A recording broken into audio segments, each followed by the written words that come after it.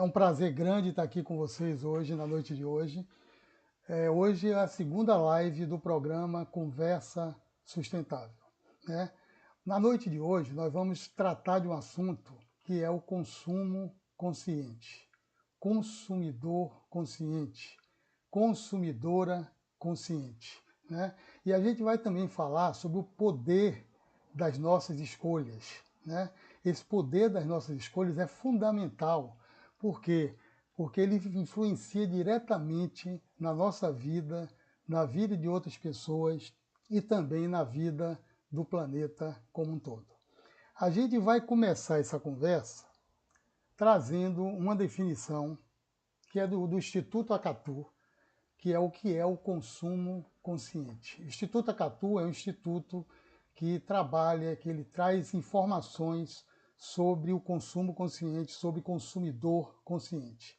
A definição diz o seguinte: consumo consciente é o resultado da análise do impacto e das consequências do consumo na sustentabilidade do meio ambiente, no respeito à qualidade de vida individual e coletiva também, e no desenvolvimento justo da sociedade. Então, certamente, o consumo consciente ele está ligado diretamente com as dimensões da sustentabilidade. E aí o Instituto Acatu também traz uma definição de como identificamos um consumidor consciente. Um consumidor é consciente? Os consumidores conscientes são indivíduos, empresas, entidades sociais ou governos que, por seus valores e atitudes, são protagonistas da busca por um novo mundo a partir das escolhas conscientes na forma de consumir produtos, serviços e recursos naturais. Gente, observe que um consumidor consciente pode ser uma pessoa, como pode também ser uma organização. E o mais importante são as escolhas dessas pessoas, dessa organização, através das pessoas, né? Então, tem três coisinhas que a gente precisa ver para a gente se considerar um consumidor consciente. Como a gente pode se tornar um consumidor consciente? Tem três coisas na vida da gente que a gente faz quase todos os dias, né? Se não todos os dias, né? A primeira coisa que eu vou mostrar a vocês aqui é comprar. A gente não compra talvez todos os dias, mas durante o mês a gente compra muito. E a pergunta é a seguinte: como compramos? E quando a gente faz essa pergunta de como compramos, a gente faz mais três perguntas importantes. Por que compramos? O que compramos? E de quem compramos? Então essa é a primeira ação que a gente faz, que está relacionada diretamente em a gente ser um consumidor ou uma consumidora consciente. A segunda ação é usar. Como a gente usa, como usamos no dia a dia, como a gente consome no dia a dia. E a terceira coisa é como descartar. São três coisinhas importantíssimas relacionadas diretamente com o que eu chamo os pilares do consumo consciente e da produção, padrões de produção sustentáveis, né? Então, quais são esses três pilares? É o pré-consumo, são as coisas que acontecem antes do consumo, é o consumo e o pós-consumo. Cada um desses pilares ele está relacionado com essa coisinha que a gente faz em cada dia. O pré-consumo está relacionado com como compramos, como é que a gente compra, né? E que também a gente faz a pergunta por que a gente compra, né? O que a gente compra e de quem a gente compra. A segunda é o consumo, que está relacionado com como usamos, a maneira que a gente usa no dia a dia. E o terceiro é como descartamos. Esses três pilares, eles são interligados e são interdependentes. E com eles a gente consegue realmente dar uma caminhada para preservar o planeta através da sustentabilidade e com isso a gente conseguir assegurar uma qualidade de vida legal para as futuras gerações. Então agora a gente vai trabalhar um pouquinho desses três pilares para a gente entender um pouquinho mais, né? Como é que a gente constrói atitudes no pré-consumo? né? O pré-consumo, ele está dando uma relação do que dando valor ao meio ambiente na hora que a gente compra, né? A gente geralmente sempre a gente olha preço, né? Ah, isso aqui está muito caro, isso aqui está muito barato. A gente muitas vezes olha a qualidade, mas nem sempre. Mas meio ambiente que envolve a parte social, geralmente a gente não olha. Poucas pessoas olham do jeito que tem que olhar. Então, eu vou trazer a primeira perspectiva de atitudes que é muito importante. Comprar produtos que não sejam descartáveis. Produtos descartáveis são terríveis. A gente está vendo aí o copo, uma foto, mas tem também os saquinhos, tem também os canudos. Esses produtos descartáveis, eles ficam muito pouco tempo em nossa mão. Quando a gente pega um copo, para consumir esse copo, para consumir um saquinho, para consumir um canudo, o tempo que ele fica em nossa mão é o mínimo possível e rapidamente a gente está descartando esses materiais. Isso é terrível, né? Deixa eu tomar um golinho d'água aqui. Isso é terrível para a gente e certamente para o meio ambiente também. Por quê? Porque geralmente os descartáveis vão para o meio ambiente. As pessoas não conseguem cuidar bem dos seus produtos descartáveis, até porque eles são muito leves. Imagine na praia, quantos copos, quantos canudos são jogados na praia. Isso aí vai parar no mar. E do mar, os peixes comem. Teve uma reportagem que eu vi há uns 2 anos atrás, que realmente os peixes estão comendo os plásticos e estão criando microplásticos dentro deles. E a gente está comendo esses peixes, então o nosso organismo certamente tem microplásticos. Eu me lembro uma vez que eu fiz uma consultoria na Mineração Caraíba, lá em Pilar, lá no norte da Bahia, e de noite eu estava olhando, de dia também, quando eu saía do hotel, um monte de cabra comendo um monte de sacos plásticos na rua. E acabam se engasgando e morrem. Elas morrem com isso. Então, o descartável é muito ruim para a vida do planeta, para a vida das pessoas, para a vida dos animais, dos seres vivos. E a gente tem aqui um outro descartável que está agora, que está cada vez mais sendo usado e precisa ser usado, que são as máscaras, por causa do coronavírus. As máscaras descartáveis, eu vi uma reportagem domingo que eu fiquei impressionado, muito triste, porque essa reportagem mostrava que no mundo inteiro as máscaras estão sendo jogadas ao léu, dentro do mar, é uma foto na praia, nos lagos, nos parques. Imagine o que significa isso, já que a máscara é pior ainda, que é um resíduo perigoso por causa do vírus, do coronavírus, que pode estar lá, né? Então, gente, os descartáveis, a gente precisa mudar essa questão de comprar produtos descartáveis. Essa é a primeira atitude que é importante a gente falar. E a gente se lembrar que a segunda atitude que eu vou mostrar aqui agora tem a ver com essa, que é comprar produtos mais duráveis. Além da gente comprar produtos não descartáveis, que a gente sabe que demora muito pouco tempo em nossa mão, a gente comprar produtos mais duráveis. Por quê? Porque quanto mais tempo o produto que a gente comprar ficar em nossa mão, mais sustentável a gente vai ser. Esse é o exemplo das famosas pilhas reutilizáveis, né? Eu, há um mês atrás, troquei a minha pilha do meu mouse, né? Troquei, quer dizer, eu recarreguei. Porque se eu não tivesse recarregável, eu ia ter que dispor adequadamente, porque você não pode jogar essa pilha em qualquer lugar. Já tem uma lei que você devolve ela para os fornecedores. Eu teria que mandar alguém levar lá no shopping, algum lugar que tenha essa coleta, porque eu não estou saindo também, né? Tem 4 meses que eu não saio. Então, é importante ter uma pilha dessa recarregável, porque a gente recarrega. Eu já recarreguei umas 3 ou 4 vezes essa pilha e já dura muito tempo. Então, os produtos duráveis são muito importantes. Tem um número que eu li, que a ONU, é um dado da ONU, que 99% das pessoas descartam produto com menos de 6 meses. Vocês imaginem isso que eu estou falando. Os produtos que são comprados, eles são descartáveis. 99% das pessoas descartam esses produtos. Olha, 99% dos produtos são descartados em 6 meses. Imagine o que significa isso. Então, a compra dos produtos duráveis é fundamental porque fica mais tempo em nossa mão. Vamos ver uma outra atitude importante, que é comprar objetos que otimizem o uso de produtos. Esse objetozinho que vocês estão vendo aí é um objeto que eu tentei comprar, ainda não achei, mas eu vi isso aí na internet.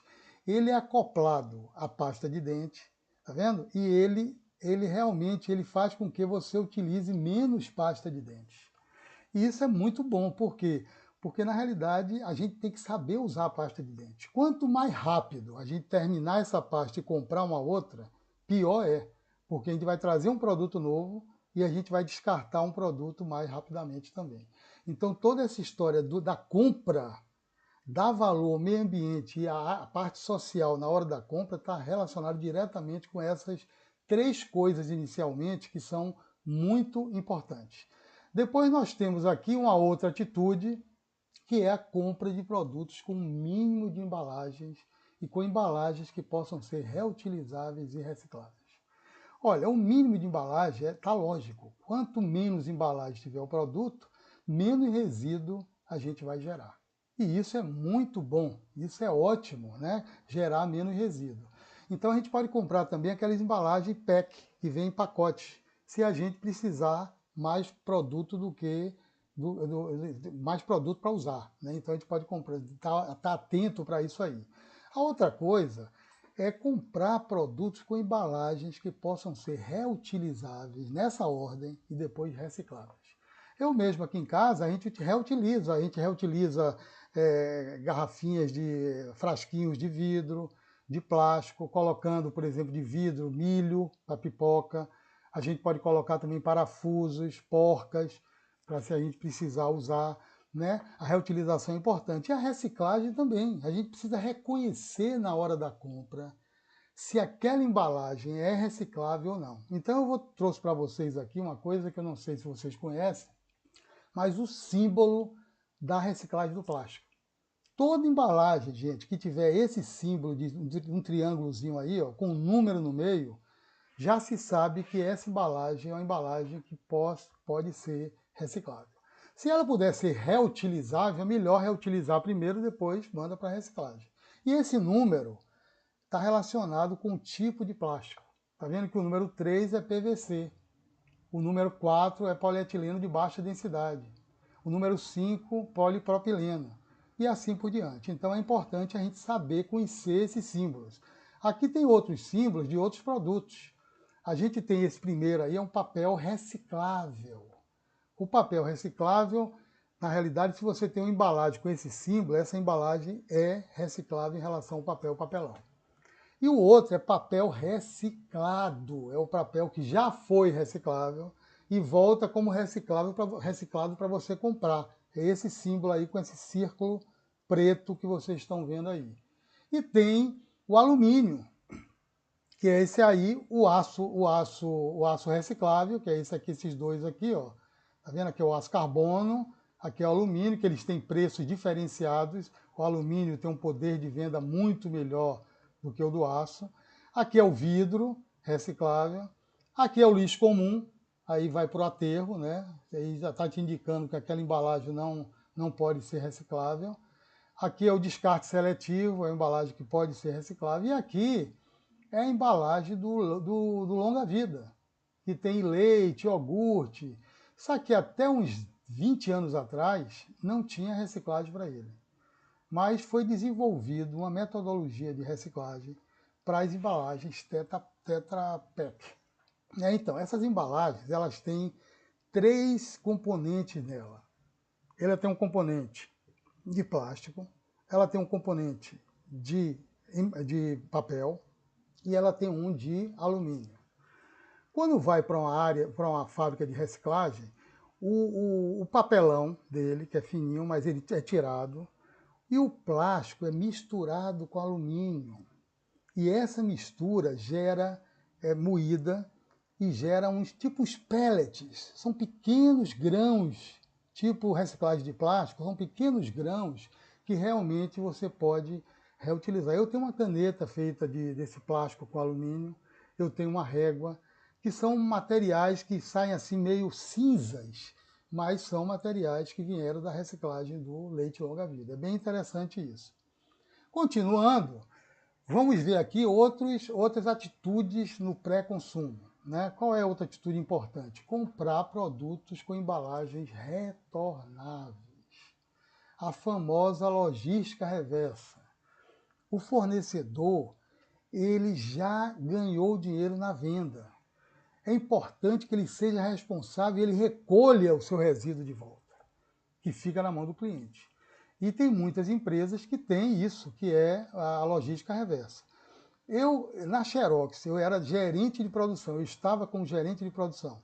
E a gente tinha uma linha de produção que era a fabricação de cilindros rígidos, que nem tem mais para a máquina copiadora.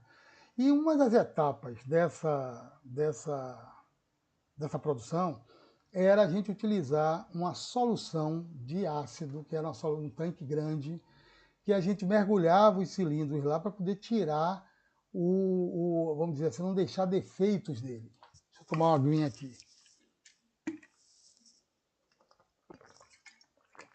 Então, esse ácido, ele vinha em bombonas. Sabe o que são bombonas? Bombonas são recipientes plásticos grandes, 75 litros. E a gente ficava com depois de usar esse ácido, a gente ficava com essa bombona na mão, tinha que fazer o quê? Tinha que fazer a descontaminação, que a gente tinha uma área só para isso, e a gente também depois fazia uma destruição, para depois sim mandar para reciclagem, porque a gente tinha o perigo de alguém reutilizar isso como água, beber água, por exemplo. Então, a gente fazia desse jeito, só que era uma trabalheira, porque eram muitas embalagens por mês.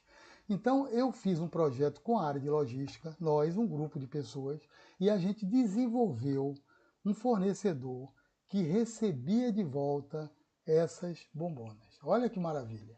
Então a gente foi lá para ver como é que eles iam lavar, como é que eles iam reutilizar, tudo dentro dos conformes.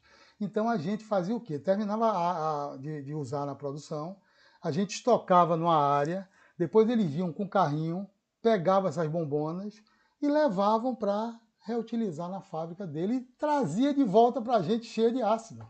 Qual era a grande vantagem? Primeiro que o resíduo estava sendo retornado, né, na logística reversa. E a segunda grande vantagem era econômica, porque a gente acabava comprando o produto mais barato, porque a embalagem já era a mesma embalagem que a gente estava usando antes.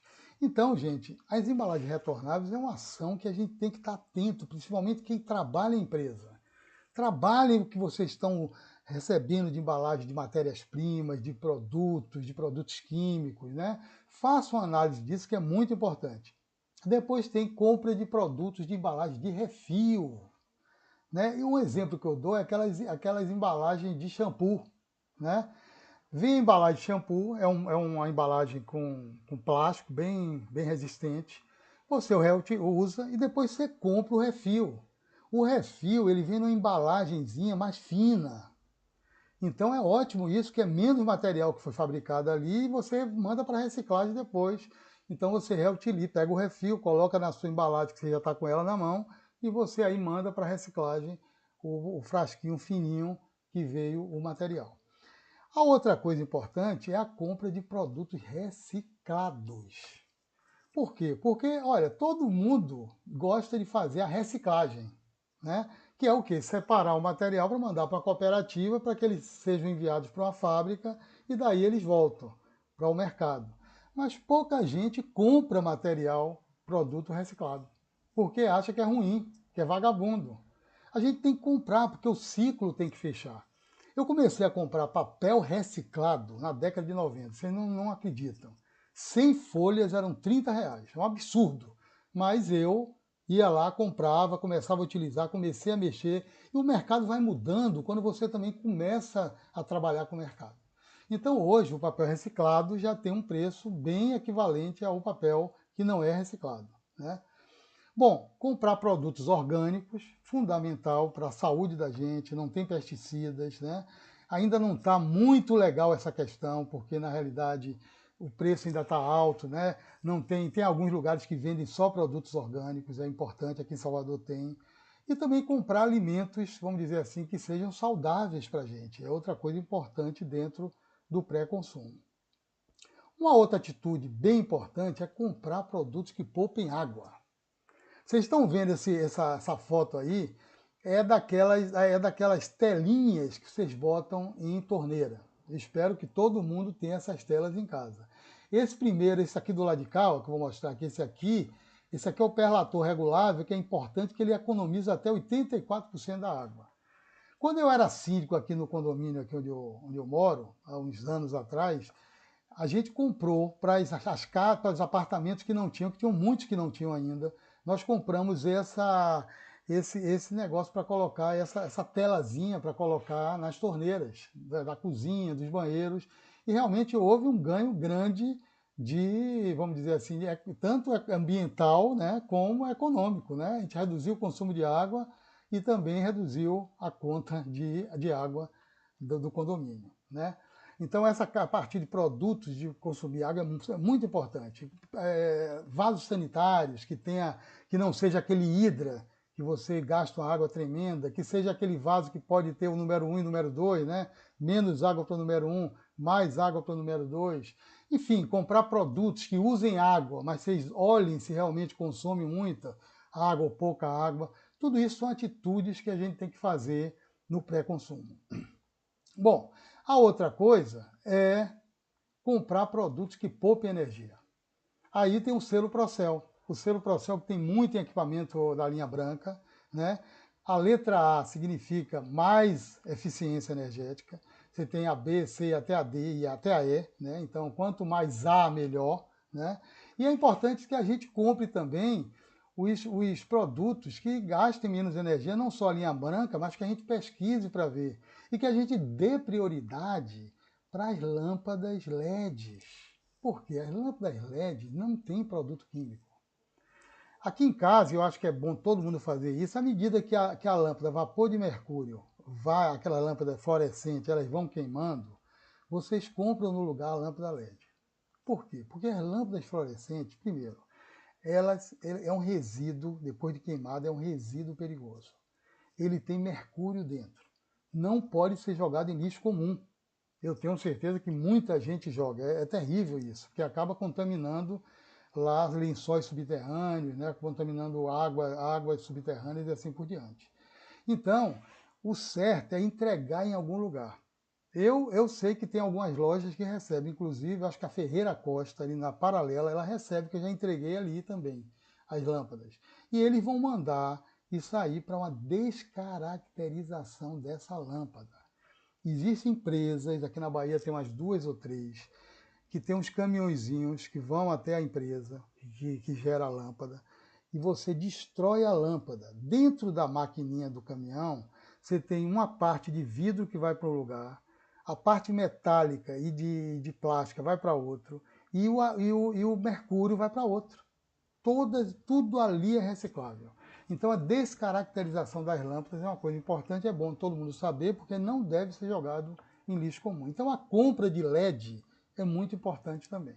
E lógico, se a gente ainda está, as energias renováveis ainda estão engateando porque não tem vontade política, não tem a vontade de acabar com os combustíveis fósseis que precisam, vai uma hora acabar, mas precisa a gente mudar a matriz energética certamente no mundo inteiro. E no Brasil nós estamos muito atrasados. Não é pouco, não, é muito. Então, podendo comprar, né, e tendo condição de instalar, ainda está cara, né, ainda tem muito que evoluir, mas é uma opção que a gente não pode deixar de falar, né? Depois tem ainda no pré-consumo, comprar produtos e serviços de empresas socialmente e ambientalmente responsáveis. É importante a gente conhecer essas empresas. São empresas que cuidam bem do meio ambiente, cuidam da parte das suas comunidades do entorno, são empresas que dão valor aos empregados, aos colaboradores que estão lá trabalhando, são empresas que fazem logística reversa, são empresas que têm selos ambientais e selos sociais, né? Agora, Tem muita empresa que bota o tal do ecológica, eco não sei o quê, e aí a gente tem que ter cuidado porque a gente sabe que pode ter muito fake nessa história de você dar valor a essas empresas socialmente e ambientalmente responsáveis. Então não custa nada a gente ir no site de cada empresa, verificar o que está sendo feito, fazer uma pesquisazinha e dar esse valor que é muito legal, é muito importante. Depois tem comprar serviços de empresas que possuam um sistema de gestão ambiental, né? Geralmente são empresas geralmente são serviços. Gestão ambiental, a ISO 14001 do ano de 2015. Não precisa nem a empresa ser certificada, mas ela tem um sistema de gestão ambiental, ela está dando muito valor ao meio ambiente, porque ela implantou o sistema, ela está gerenciando os seus impactos ambientais, né? É uma empresa que já está um pouco mais na frente do que outras. Tem também empresas que dão valor à segurança e saúde, né? Que é importante você comprar um produto que realmente seja um produto seguro, né? E essas empresas podem possuir também uma ISO, que é nova, é a ISO 45001 de 2018, que é uma ISO que também trabalha com a gestão de segurança e saúde, e não só a ambiental, pode fazer uma integrada com ela, mas são duas normas separadas, né? E tem também a 9001-2015, que é a última versão dela, que trabalha com a gestão da qualidade.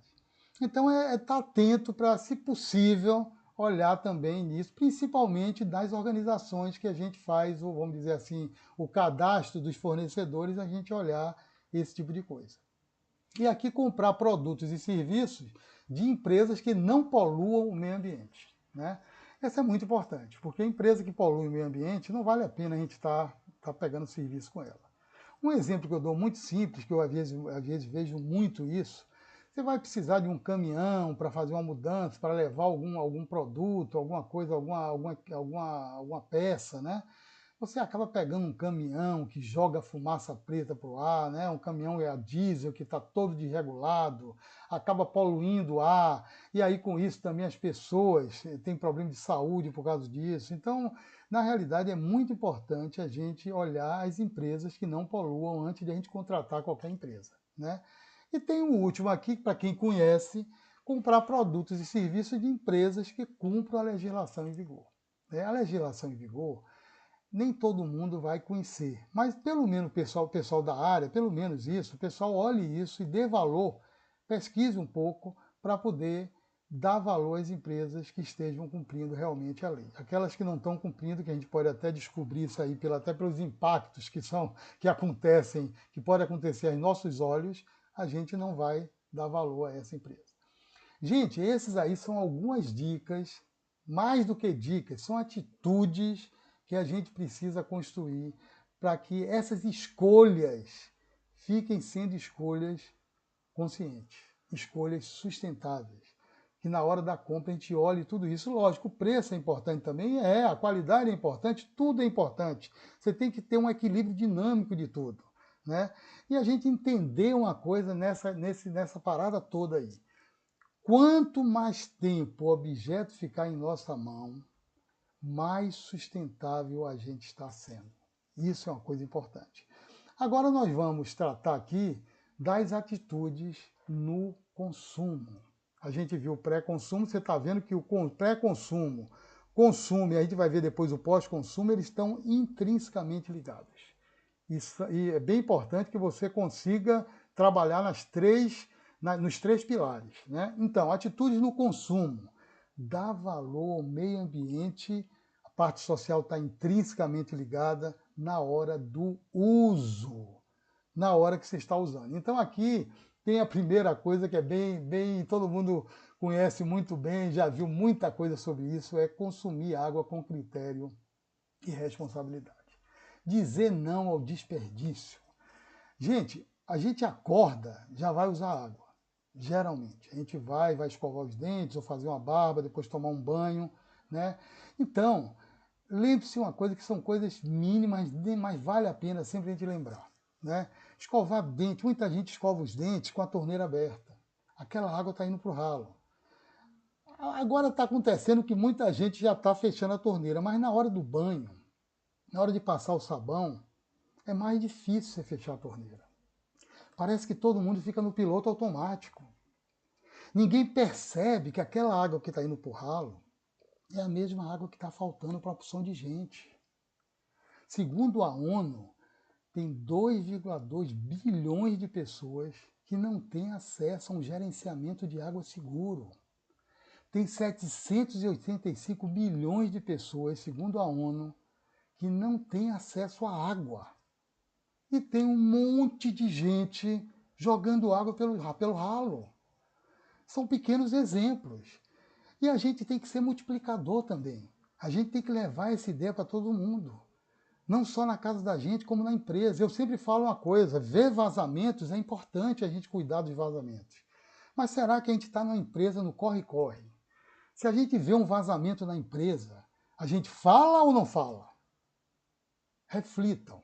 Eu falo, quando eu vejo um vazamento de água, me toca isso. Eu sinto a dor disso aqui. Não, eu não falo, porque eu estou muito apressado, porque eu tenho meus objetivos a serem cumpridos. Faço esse tipo de reflexão. E o que ser multiplicador é fundamental. Tem uma coisa que aconteceu comigo que eu não esqueço mais nunca. Nunca mais eu esqueço disso, eu quero contar a vocês. Há uns anos atrás, eu estava fazendo consultoria numa empresa, eu acredito que era uma construção civil, porque não tinha refeitório nessa empresa. E tinha um restaurante do lado que eu ia almoçar lá. E aí nesse dia eu fui almoçar. Quando eu entrei no restaurante, eu vi que era buffet. Aquele que você pega o prato e vai servindo o que você quiser. Vai lá, volta, tal, né? Aí eu fui, peguei meu prato, botei um pouquinho de salada, botei um pouquinho de tomate, sentei, comecei a comer. Quando eu estava na última garfada do tomate, chega o garçom, rapidamente. Licença! E já ia trocando meu prato. Eu falei, não troque meu prato não, por favor. Não troque não, sabe por quê? Porque o prato ainda, para mim, está limpo. E eu vou comer um feijãozinho com arroz. Aí eu falei assim para ele, né? Eu vou comer um feijãozinho com arroz. Aí ele chegou para mim e fez assim, ó, olha, eu quero servir bem ao cliente. O senhor me desculpe. Eu digo, olha, vou dizer uma coisa a você. Como é o seu nome? João. Ô, João, para esse cliente é melhor não trocar o prato. O que é que você diria? Ele, rapaz, todo mundo aqui quer trocar o prato. O restaurante inteiro. Eu digo, eu não quero não. Sabe por quê? Eu vou explicar a você. Toda vez que vai trocando os pratinhos, que ainda estão limpos, às vezes é um ossinho, às vezes é o restinho, o que é que vai acontecer? Um monte de água sendo gasta na cozinha para lavar o prato. Um monte de detergente sendo jogado pelo ralo. E um monte de trabalho não significativo, porque muita gente, as pessoas que estão lavando o prato, vão lavar muito mais prato e possivelmente sem necessidade, porque muitas vezes a pessoa queria até ficar com o prato. Aí ele olhou para minha cara e fez, rapaz, o senhor tem razão. Eu digo, poxa, que bom, hein, João? Aí ele ficou numa alegria, saiu, né? Eu continuei a comer. E ele de lá só positivo, olhando para mim, dando adeus. O cara se tocou mesmo, né? E eu aí saí, dei tchau a ele, fui embora. E depois de 15 dias eu fui a essa empresa de novo. E aí fui almoçar. Aí fui no mesmo restaurante. Quando eu chego lá, tá João. Pessoal, João me reconheceu na hora. Ficou gravado nele. E ele foi me. Só faltou botar um tapete vermelho na entrada para entrar. Venha cá, vamos sentando. E aí chegou para mim e disse: olha, eu queria falar uma coisa para o senhor. O negócio deu certo. O negócio deu certo. Eu digo, a água, ele, exatamente, o senhor não vai acreditar. Eu comecei agora a dar duas opções. Troco o prato e não troco o prato. E o senhor não vai acreditar. As pessoas querem trocar o prato. Mas quando eu falo da água, quando eu falo do detergente que vai para o ralo com a água, o pessoal decide não trocar o prato. Rapaz, olha, para mim, foi um negócio fantástico. Eu fiquei muito feliz, eu disse a ele, pô, que maravilha, falei com ele, e depois vim pensando como é importante a gente ser multiplicador. Eu dei uma mensagem para uma pessoa, e essa pessoa saiu espalhando, no bom sentido, essa mensagem, espalhando sustentabilidade nesse caminho que a gente está percorrendo. Então, gente, é muito importante essa questão do multiplicador e a gente não deve jogar a toalha. Eu não vou jogar a toalha. Eu sei que às vezes é muito difícil, mas são bilhões de pessoas. A gente pode atingir bilhões de pessoas com tudo que a gente precisa fazer. Então, a questão do consumo da água, eu tinha essa historiazinha que eu queria contar a vocês. Isso aqui é uma tecnologia que é maravilhosa. Irrigação por gotejamento, né? Irrigação é que gasta mais água no planeta. 70% da água vai para irrigação.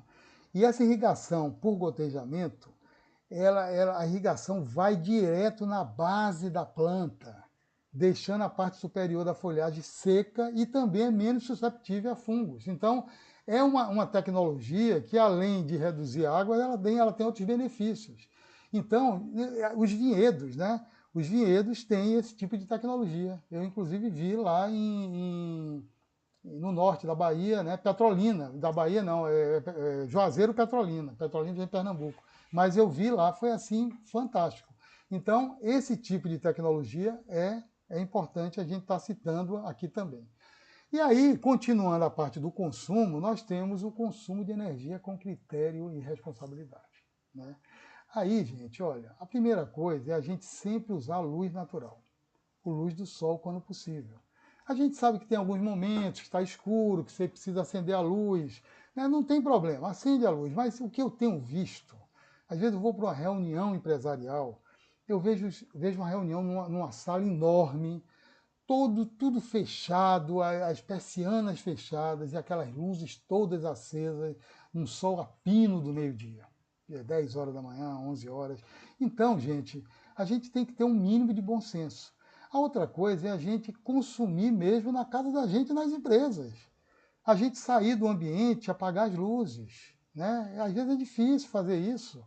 A gente tem que estar atento para essas coisas. O uso da geladeira, que é um equipamento que gasta muita energia, não colocar produtos quentes na geladeira, não colocar paninhos atrás da geladeira para secar, porque aquilo vai dar mais energia sendo gasta. Ter cuidado com a borracha da geladeira, porque se ela tiver rasgada, o consumo vai lá para as alturas. Usar o ferro elétrico com critério, que gasta muita energia, né? Usar o ferro elétrico tudo de uma vez só, em vez de fazer picadinhos de passagem de roupa, né? E tem roupas que não precisa passar ferro. Para que passar ferro em lençol para botar na cama? Não precisa passar ferro. Usar o gás com critério. Às vezes você até acaba queimando a comida e acaba gastando muito gás, né? Então é importante usar a energia com critério e responsabilidade, né? E, quando possível, utilizar energia renovável. Se você tiver, se você for em algum lugar que tem energia renovável, valorizar isso, porque esse é o caminho que a gente precisa tomar daqui para frente, né? Não tenha dúvida sobre isso. Depois nós temos aqui não gerar lixo e reduzir a quantidade de lixo gerado. Olha, dentro do gerenciamento de resíduos sólidos, que é a geração de lixo ou resíduos, os dois primeiros processos responsáveis são não gerar e reduzir. Quando a gente dá valor ao meio ambiente na hora da compra, a gente está privilegiando não gerar. É a tal da garrafinha que eu mostrei na primeira live. Vou mostrar na segunda. Essa garrafinha, inclusive, ela conserva gelada. Essa garrafinha, ela viabiliza para mim, me viabiliza eu não usar copinho plástico no lugar que eu vou. E com isso, não descartar copinho plástico. Então eu não gero copinho. Então não gerar é isso aí, é você trabalhar o pré-consumo e também durante a sua área de trabalho que você está fazendo. Para que imprimir um monte de documento? Olha, eu conheço uma pessoa que imprime e-mail para ler depois, é absurdo. Agora estão vindo nos e-mails, não imprima, ajude o meio ambiente, mas é um absurdo isso. Imprimir coisas sem necessidade, porque depois essas coisas acabam indo para o lixo, né? Então a redução, o não gerar é importantíssimo. E a redução está ligada a tudo isso que a gente falou, porque se você não gera, reduz, mas está ligado também a um método que a gente vai falar daqui a pouco, que a gente usa no pós-consumo, que é a reutilização. Toda vez que a gente reutiliza alguma coisa, a gente, logicamente, reduz o resíduo. Se a gente vai reutilizar, por exemplo, um copo plástico, mesmo sendo plástico, né? e numa reunião a gente não tem a garrafa, não tem nada, está com um copo plástico na mão. Fica com o copo plástico na mão. Se você beber 10 copos d'água, você vai estar com o seu copinho ali, você tá reutilizando aquele copo e com isso reduzindo o resíduo a ser jogado fora. Agora, na realidade, o mais importante é não usar esse copinho, né? E você ter a sua garrafa. Então, esses dois processos no consumo são processos importantíssimos em relação à geração de lixo, que está muito, muito ruim no mundo inteiro, a gente sabe disso. Não desperdiçar produtos e alimentos, né? Quantos produtos são desperdiçados porque a gente não sabe usar o produto? A gente usa demais, sem necessidade. Pasta de dente, se eu der aquela história da pasta de dente que a gente conversou, se eu der uma pasta para cada um aí que está me assistindo hoje, e a mim também, eu tenho certeza que tem uns que vão demorar mais de entregar do que outros. Porque bota muita pasta e não precisa, porque você bota menos e você vai ter a limpeza do mesmo jeito dos dentes, você vai ter o hálito bom do mesmo jeito, você só está ali adiantando para comprar outro produto daquele e descartar mais rapidamente. Então não desperdice produto e alimentos, pior ainda. Quantas pessoas estão morrendo de fome no planeta Terra? Quantas pessoas não têm o que comer? E quantos alimentos são jogados no lixo, desperdiçados? Então, olhem na próxima refeição que vocês fizerem, olhem o prato de vocês no final. Tem sobra de resíduo ou não? Vocês conseguem comer tudo? Lógico, tem algumas coisas que espinha, osso, tudo bem, aí não tem jeito. Mas deixam alimentos no prato? É importante a gente fazer essa reflexão, porque é fundamental dentro do consumo. E a outra coisa importante é regular o veículo. Não é só o seu veículo, é o veículo que você está usando para fazer algum serviço. É o veículo, às vezes, da empresa. Se você mantém o seu veículo, se você regula o seu veículo, se você calibra os pneus, se você faz a manutenção adequada, se você tem a sua lista de verificação, faz as suas revisões, com certeza você vai ter uma economia do combustível e com certeza o produto vai emitir, o veículo vai emitir menos poluição para o ar. Menos CO, CO2, menos fumaça preta se o veículo for a diesel. Então, gente, é muito importante a gente olhar essa questão do consumo em todas as perspectivas, né? Então, existem outras? Existem. Nós estamos arranhando o assunto, mas a conversa é essa no consumo. E aí depois tem o pós-consumo. Como a gente olhar o pós-consumo? O pós-consumo já foi. É uma tecnologia chamada fim de tubo. Por quê? Porque já aconteceu. A gente tem que trabalhar para reduzir os impactos dessa coisa que a gente está gerando. Mas a gente precisa dar valor ao meio ambiente na hora do descarte. É fundamental a gente dar valor ao meio ambiente na hora do descarte. E como é que a gente dá valor ao meio ambiente? Primeiro, a reutilização e reciclagem da água consumida. Eu não sei se vocês sabem, mas o país no planeta que reutiliza mais água, sabe qual é? Israel. É o planeta que não. É o país que não tem água. Eles vivem no deserto semiárido. Mas eles reutilizam mais de 80% do que é gerado. Imagine, todo esgotamento sanitário volta como água limpa. Então, a gente tem que entender a possibilidade disso. A gente tem outras tecnologias dessa de reutilização de água de esgoto, né? Aqui no Brasil tem algumas em São Paulo, né? Pode ter algumas dentro de algumas empresas, mas não tem nada, vamos dizer assim, fortemente implantado para isso, né? Eu trouxe alguns exemplos para vocês sobre reutilização e reciclagem da água. Isso aqui, para quem tem casa, é muito possível até para apartamento também. É você reutilizar a água da lavanderia. A água da lavanderia você pode usar para piso, para lavagem de piso. Por que não? Né? e já está inclusive com produtos ali, tendo cuidado para não escorregar, né? Porque aquele produto é meio gosmento mesmo, por causa do produto químico, mas é uma atitude legal. Quer ver outra coisa aqui importante?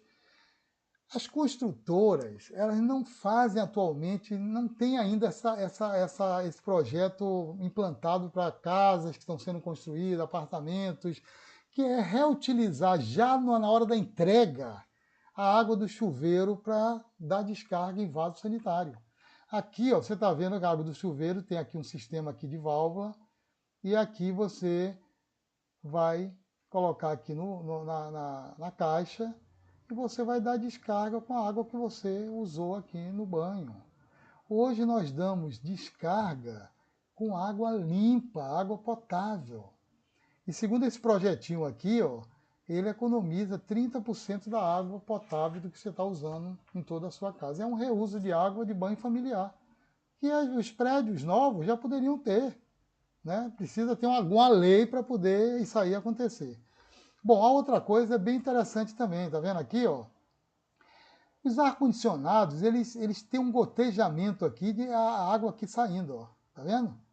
Então, essa empresa aqui, ela fez um sistema de coleta dessas águas dos ar-condicionados. Tem vários, né? E vão sendo coletados. Aqui tem um caimento, e aí vai direto para um reservatório. E esse reservatório você pode usar para jardim, para limpeza, né? Então, eu me lembro que teve um no ônibus. O ônibus teve um projeto num ônibus que eu vi que aproveitava a água do ar-condicionado do ônibus e jogava para limpar o para-brisa, o limpador de para-brisa, a água do para-brisa para o limpador limpar. Tem vários projetos e é muito importante que todos os pilares eles sejam trabalhados em projetos. Eu vou falar agora no final sobre isso. E aqui, ó, eu vou mostrar a vocês a outra foto, que é uma coisa que eu também não conhecia, achei interessante, que é uma pia acoplada ao mictório. Vocês estão vendo aqui a pessoa, aqui deve ter uma válvula, é uma torneirinha com a válvula que volta automaticamente, você aperta aqui, aquelas válvulas, né, que aperta aqui e volta. E a pessoa aí faz aqui o número 1, pipi, e aí lava a mão aqui. Essa água que lavou a mão, ela já vai limpar aqui o mictório, né? Então, esses exemplos são exemplos que a gente tem que ter imaginação, principalmente dentro das organizações. É fazer mais com menos. O que é que a gente pode fazer para reduzir o consumo da água e continuar fazendo a produção, trabalhando, ganhando seus lucros, distribuindo seus lucros adequadamente, né? Começar a pensar nisso fortemente. Depois nós temos aqui o captar e reutilizar a água de chuva, né? É uma coisa que é mais para quem tem casa. Apartamento é mais difícil, mas eu vou dizer uma coisa a vocês. O órgão ambiental do estado da Bahia, que é o INEMA, né? Eu não sei dos outros estados, mas geralmente está incluindo nas licenças de operação, está incluindo a reutilização, a captação e reutilização de água de chuva.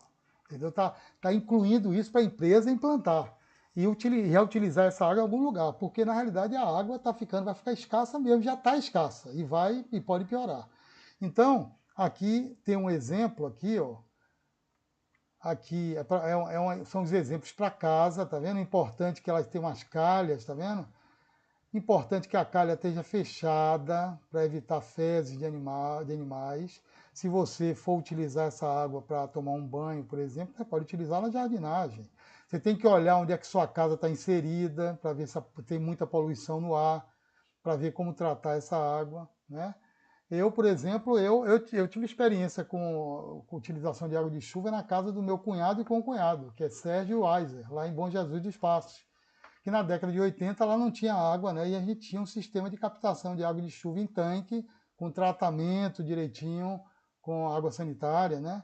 E a gente usava, tinha uma fontezinha para a gente tomar banho, né? E a água legal, de água de chuva, vinha pela calha também. Então, a captação de água de chuva está sendo cada vez mais urgente ser colocado isso, inclusive nas áreas do Nordeste, né? São muito usadas isso aí para poder, na época da seca, você ter uma água disponível para não ter falta de água, né? E aí, continuando, no pós-consumo nós temos a reutilização do lixo gerado. Gente, reutilização é pós-consumo, mas é muito importante. E sempre é importante trabalhar tanto a reutilização como a reciclagem, que eu vou falar agora, olhando a perspectiva do pré-consumo e do consumo. É fundamental, entendeu? A reutilização, o que é reutilização? A reutilização é você usar o resíduo para a mesma função dele ou para uma outra função, sem mudar as características físicas dele, sem quebrar ele todo, sem moer. Você pode até cortar ele um pouco, mas o formato dele está ali. Você pode cortar, por exemplo, a garrafa PET para fazer alguma coisa com planta, mas a forma não é uma reciclagem, isso aí não, é uma reutilização. E você pode fazer para a mesma função ou para outra. Por exemplo, um papel que você reutiliza. É importante, é uma prática muito usada nas organizações. Aqui em casa eu faço, muita gente deve fazer em casa, que é você reutilizar o outro lado do papel. E, lógico, você tem que ver se tem alguma confidencialidade, porque assim você tem que picotar o papel, mas não tendo, você deixa lá e você reutiliza toda vez. Botem na cabeça isso, toda vez, e no coração também. Toda vez que vocês reutilizarem um papel, vocês vão deixar de pegar um novo. Isso é fantástico. E vão deixar de descartar um. Então, o retardar disso é fundamental dentro do consumo consciente. Então, a reutilização é dessa maneira. Agora, você pode reutilizar também para outra função. Lá no escritório, eu ganhei um objeto, é uma latinha, é feito de uma lata de leite. E a pessoa me deram isso aqui há muito tempo, eu tenho até hoje. Eles pegaram a embalagem do filme, imagine, que era usado em máquina fotográfica, aquela embalagem de alumínio que cobriu o filme. Ela fez um porta-lápis lindo, todo de alumínio pintado, e está lá no escritório, que eu tenho várias peças de reutilização lá no escritório. Né? Então essa aí é uma reutilização, é uma peça bem legal de fazer isso. Eu tenho muitas flores também lá, feitas de garrafa PET, de Jorge, uma pessoa amiga minha que era amiga minha há muito tempo atrás, ele fez isso aí e deu para mim, tem lá no escritório. Então é importante a gente valorizar essa questão da reutilização. Agora, não podendo não gerar, não podendo reduzir, não podendo reutilizar, qual é o próximo passo? Viabilizar a reciclagem.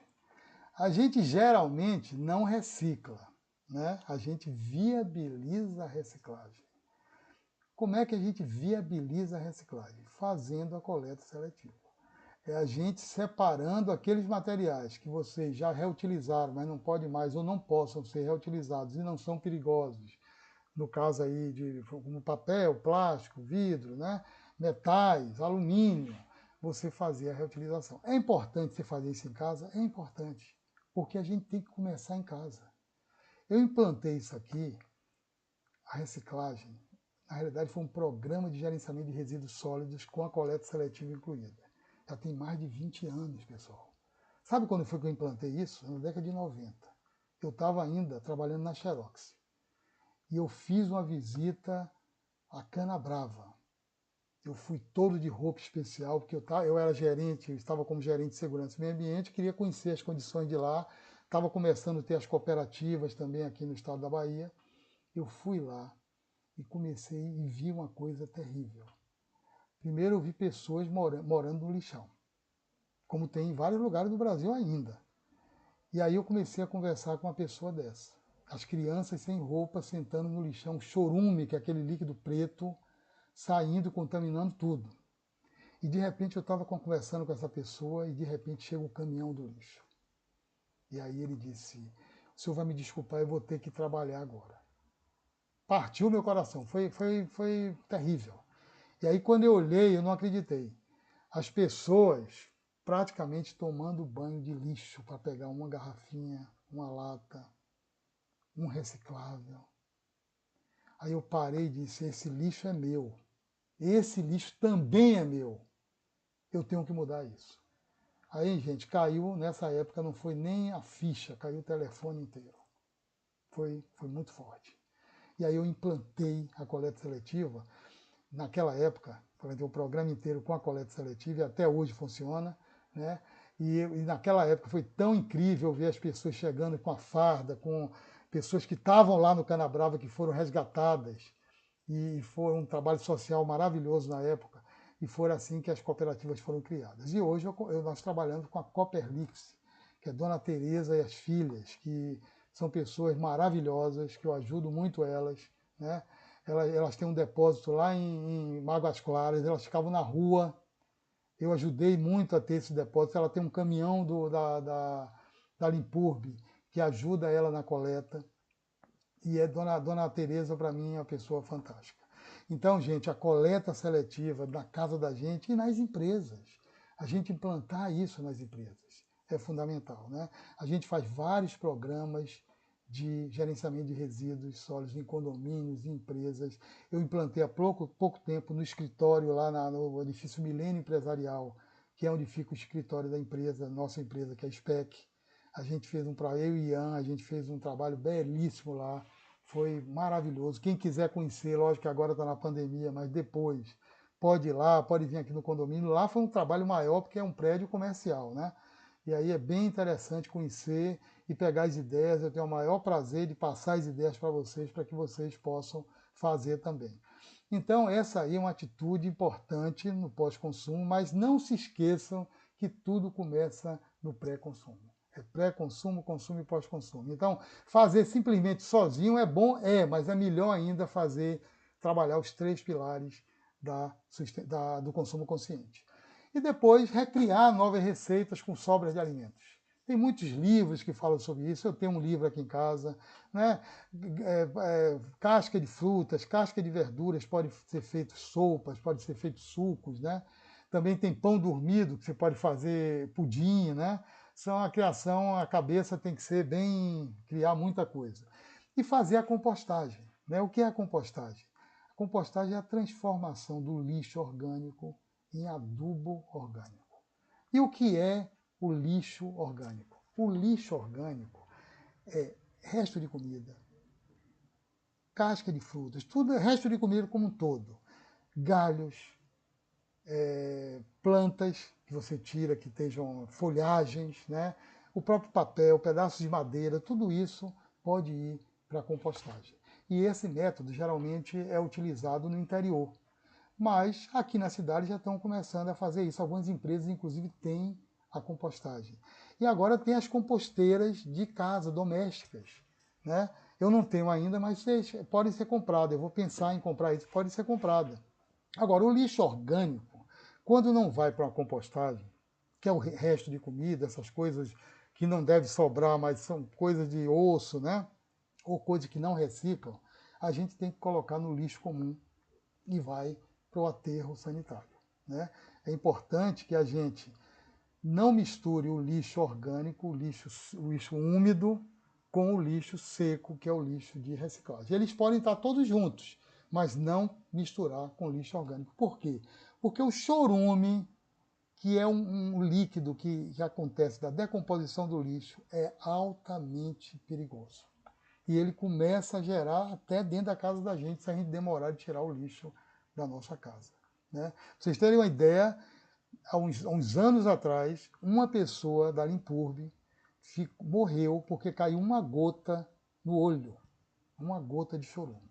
Ela morreu de infecção generalizada. Imagine quantas bactérias tem ali dentro, né?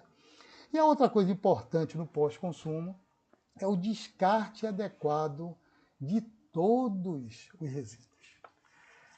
Aí é o seguinte, você separa o lixo comum, que pode estar junto o lixo orgânico, o lixo que você come, que não quer mais, que está sujo, né?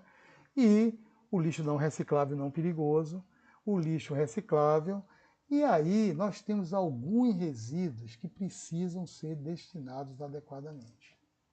Por exemplo, nas empresas, estopa ou trapo contaminado com óleo, com tinta, com solvente, com produtos químicos. Esses resíduos, eles devem ser encaminhados para um processo chamado coprocessamento. O coprocessamento ele é realizado em fornos de cerâmica, em cimenteiras. E o resíduo perigoso, imagine que legal, eles entram nesse processo como combustível nos fornos de cerâmica. O que é que acontece? Você usa ele como combustível e depois as cinzas você pode incorporar, a pessoa pode incorporar no próprio tijolo que está sendo feito. Então, é uma metodologia bem legal, que é muito melhor do que uma incineração e do que um aterro, que eu vou falar daqui a pouco. Mas esse coprocessamento, alguns resíduos perigosos podem ir para coprocessamento. Eu vou contar a história aqui quando a gente conseguiu coprocessar o nosso resíduo de toner da fábrica de Simões Filho. Imagine, a gente produzia toner, que é aquele pó preto para colocar em máquina xerox, que gerava muito resíduo na linha de produção. Uma parte pequena a gente conseguia reutilizar no processo, mas a grande maioria a gente tinha que descartar. E o descarte adequado disso é um aterro industrial, que é um aterro que pega alguns resíduos. Esse resíduo não era perigoso, mas ele tinha que ser colocado no aterro industrial. A gente desenvolveu uma cimenteira, vocês não vão acreditar, que o cara adorou, porque a gente, lógico, fez um acordo com o INEMA acompanhou tudo, que é o órgão ambiental do estado da Bahia, e a gente mandava esse toner, o resíduo de toner, e ele era usado como combustível nessas cimenteiras. E aí, com o resíduo da sobra da queima, foi incorporado ao tijolo. Sabe o que eu fiz? Eu peguei o tijolo, trouxe de volta e botamos no meio fio das fábricas de Salvador, de lá do Rio, de Manaus. Foi um projeto muito legal naquela época que a gente fez. E eu vou me lembrar de uma coisa de reciclagem que eu fiz também, que é pegar os cavacos de alumínio, mandar para a fábrica de panela e trazer a panela feita com os cavacos de alumínio. Cavaco é aquele negócio de alumínio que você usa no torno. São pedaços de alumínio que tira das peças, né, quando você está trabalhando em um torno, por exemplo. Então, esse resíduo a gente mandou para uma fábrica, eles fizeram as panelas e a gente trouxe de volta. Olha, vocês não podem imaginar, vocês que estão em empresa, do que significa, dentro do programa de gerenciamento de resíduos sólidos, você trazer de volta o que foi feito com o seu resíduo que você mandou para a reciclagem. Isso aí é muito importante, porque as pessoas ganham credibilidade. Então, voltando ao descarte de resíduos, a gente viu que tem o não gerar, tem o reduzir, tem o reutilizar, tem o reciclar, tem a compostagem, tem o coprocessamento e tem alguns resíduos perigosos que tem que ir para a incineração, que é a queima mesmo do resíduo, em fornos, né? Em incineradores. E aí é muito importante ter uma empresa, lógico, idônea, uma empresa responsável, porque os incineradores têm que ter lavadores de gases para que possam, não poluam o meio ambiente também na hora que estiver queimando. Então, minha gente, depois da incineração é o aterro. O aterro sanitário e o aterro industrial são os dois últimos métodos, praticamente, de um programa de gerenciamento de resíduos sólidos. E o que é que acontece no Brasil? Todos os resíduos vão para o aterro sanitário, os não perigosos. E muitas vezes os perigosos vão também. E o pior, a maioria dos aterros sanitários viram lixões. Isso que é a realidade do Brasil. A Política Nacional de Resíduos Sólidos de 2010, ela tinha um direcionamento para 2014 não ter mais lixão no Brasil, o que não aconteceu. As novas datas é 2021 e algumas cidades para 2024 transformar os seus lixões num aterro decente, chamado aterro sanitário. Porque tem um tal de aterro controlado que não é legal. É melhor do que o lixão, mas ele não é um aterro como um aterro sanitário, né? Então, gente, o pós-consumo é importante dentro desse panorama todo. Eu sei que muita gente gosta da conversa da reciclagem, mas não se esqueçam de trabalhar sempre o pré-consumo e o consumo. Então, nós temos os 3 pilares do consumo consciente e da produção sustentável. Pré-consumo, consumo e pós-consumo. Nós vimos vários exemplos, a gente viu como esses exemplos são interligados e são interdependentes. Agora, pessoal, a gente precisa fazer projetos. a gente precisa fazer projetos para trabalhar cada um desses pilares. Por isso que eu trouxe para vocês aqui essa planilha. Essa planilha é a planilha que a gente usa num projeto da nossa empresa SPEC. Eu e Ian trabalhamos juntos nesse projeto chamado A Grande Virada. A Grande Virada é o quê? A Grande Virada, o nome do projeto completo é A Grande Virada Reconectando Nossa Vida e o Mundo dos Negócios à Sustentabilidade. E esse projeto é um projeto de ampliação de nível de consciência, que a gente trabalha com seminários e depois a gente incentiva as pessoas, os colaboradores, a fazerem os projetos para redução de água, redução de energia elétrica, redução de produtos, de matérias-primas, de produtos químicos, redução de resíduos. É um programa maravilhoso e a gente precisa fazer isso. E eu venho fazendo isso desde a época da Xerox, porque a Xerox tinha os projetos de qualidade. Eu estava como gerente de produção e eu tinha vários grupos de operadores e a gente ganhou muitos projetos. A gente fez um projeto de redução de energia elétrica, que foi uma maravilha. A gente foi o 4º projeto a nível mundial. A gente conseguiu reduzir o consumo de energia e ganhamos no bolso também, porque foram $500 mil por ano de economia.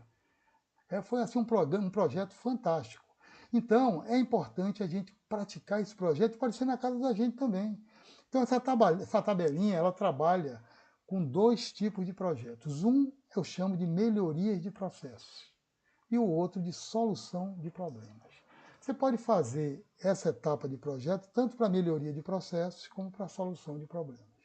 São 6 etapas. A primeira etapa é identificação e análise do problema ou melhoria de processo, né? Então é essa hora que você identifica qual é o seu problema ou qual é a sua melhoria. Qual é importante fazer, né? O que é importante fazer nessa hora? Você olhar a situação atual e olhar a situação desejada. A distância de uma situação atual para uma situação desejada, esse aí é o seu problema. E aí você consegue definir o seu problema ou a sua melhoria. E aí você vai analisar as possíveis causas. É importante não pular etapas. A gente fica ansioso para poder, em cima do problema, trazer as soluções. Não.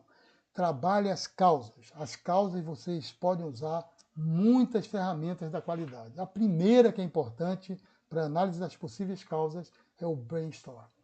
O brainstorm, que é tempestade cerebral, é uma técnica que eu tenho certeza que praticamente todo mundo sabe, ou a maioria de vocês sabe, é a gente trazer ideias. E qual é o mais importante nessa etapa do brainstorm no primeiro momento? Tragam qualquer ideia. Não censurem, porque a censura é horrível. E geralmente tem gente querendo censurar. Não, essa ideia não funciona. E geralmente uma censurada possa ser que seja uma possível causa ou uma possível solução que você deixe passar. Então, as análises das causas e soluções, elas são seguidas, né? Você vai determinar as causas que são principais, as causas raízes, depois você vai trabalhar a análise das possíveis soluções, né, com o próprio brainstorm, e depois você vai implementar essas soluções. Fazer o plano de ação, verificar o que vai ser implantado para realmente vocês conseguirem fazer mais com menos. É isso que nós estamos falando aqui. E é uma coisa importante, dentro da implementação de soluções, vocês verificarem os ganhos dentro das dimensões da sustentabilidade, o ganho social, o ganho ambiental, o ganho econômico, o ganho de segurança, todos esses ganhos são importantes serem levantados. E depois vocês vão medir essas soluções através do acompanhamento do plano de ação. E, finalmente, fazer uma avaliação de eficácia para ver se aquilo que você implantou realmente está funcionando ou não. Gente, então é isso aí que eu tinha para vocês hoje, né? Hoje, para mim, é um prazer muito grande poder estar compartilhando isso com você, porque eu sei que é muito importante, não só para a casa da gente, como também para a empresa que a gente trabalha, né? E eu não poderia deixar de trazer aqui a mensagem da live, né? Que tem tudo a ver com o que nós estamos falando aqui hoje. A mensagem da live de hoje é essa aqui, ó. É uma mensagem de Prem Howard, esse cara que me revelou esse conhecimento interior que eu pratico desde 1976 até 2020. Qual é a mensagem, pessoal? Qual é essa mensagem? Plante com paixão o que você quer colher no futuro. É a frase dele, e eu digo a vocês, a importância da gente plantar isso que nós conversamos hoje. Prem Rawat, ele fala uma coisa incrível, ele diz assim, ó, existe uma ansiedade de você pegar a semente e querer ver logo a árvore. E ele diz uma coisa incrível, não adianta você abrir, quebrar a semente que você não vai ver a árvore. A árvore precisa ser cultivada com água, com amor, com cuidado. Eu digo a mesma coisa a vocês. Plantem essa semente com todo amor, com todo cuidado, com suas atitudes, com as suas escolhas. Mas não pensem que vocês, se quebrarem essa semente agora, vocês vão ver a sustentabilidade. A caminhada é árdua, mas é uma caminhada possível, é uma caminhada que a gente está vendo pelo número de pessoas que estão acompanhando, pelo número de pessoas que estão olhando essa mensagem. Eu tenho o maior prazer de trazer para vocês essas mensagens aqui. Então, plantem com amor e vamos em frente. Eu queria agradecer demais a participação de todo mundo hoje nessa live. Eu quero dizer o seguinte a vocês, vão lá no meu Peroba Filho YouTube, se inscrevam, vamos fazer de novo outra live na quarta-feira que vem, esse mesmo horário de 8 horas. Vou trazer outra mensagem importante, outro assunto importante, que eu tenho certeza que são assuntos não só para a vida da gente, mas são assuntos para o mundo dos negócios. Muito obrigado. Deixa eu dar uma olhadinha aqui, como eu sempre gosto de olhar. Eu gosto de olhar isso aqui, eu vou dar uma olhada aqui em tudo. Deixa eu dar uma olhadinha aqui. Ah, meu Deus, quanta gente legal aqui, né?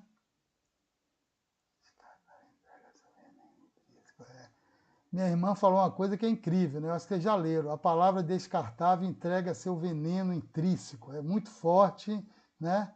Mas é realidade, né? Ah, muito legal. Deixa eu ver se tem mais. O pessoal gostou muito das informações. Tem muita gente aqui.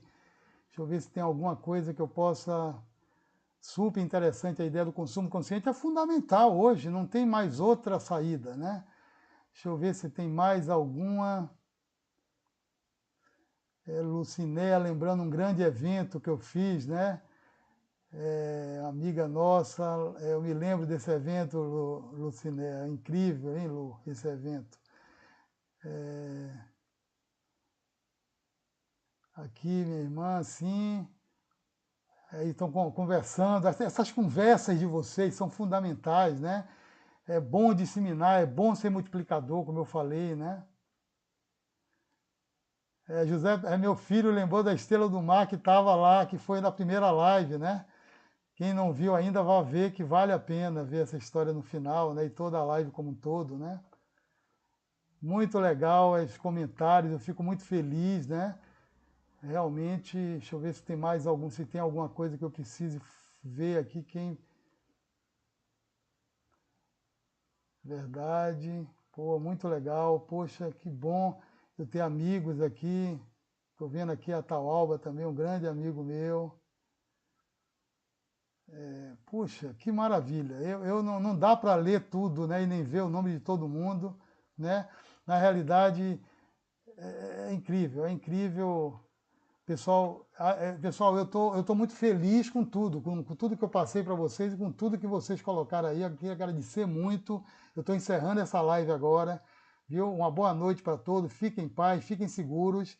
E quarta-feira que vem estaremos aqui 8 horas com um novo assunto. Até logo. Felicidades aí. Muito obrigado. Estou encerrando agora.